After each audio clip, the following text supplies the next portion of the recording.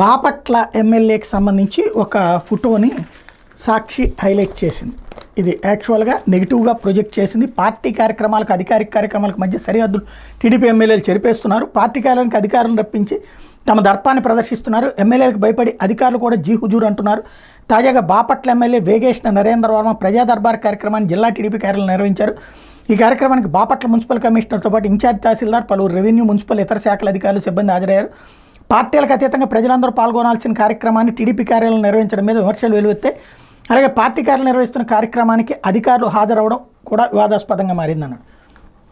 ఇప్పుడు నా దృష్టిలో వ్యవస్థలు అనేది సక్రమంగా ఉండాలి. ప్రభుత్వ అధికారులుగా ఉండాలా, అలాగే రాజకీయాలాగా ఉండాలి.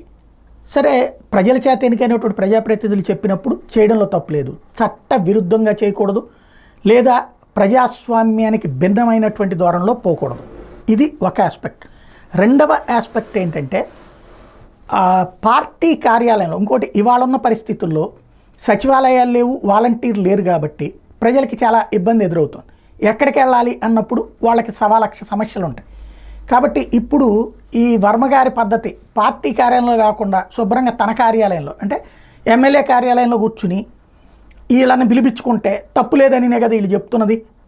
లేదా అధికారులు అందరూ ఉన్నప్పుడు ఎవరైనా వచ్చినప్పుడు సమస్య వేగంగా పరిష్కరించడానికి కుదురుతుంది. లేదా ఎమ్మెల్యే దగ్గరికి మనం వెళ్ళి ఆ తర్వాత ఎమ్మెల్యే అధికారికి చెప్పి మళ్ళీ మనం వెళ్ళి అధికారి దగ్గర కూర్చుని ఈ మధ్యలో గడిపేదానికంటే ఇది మంచి పని.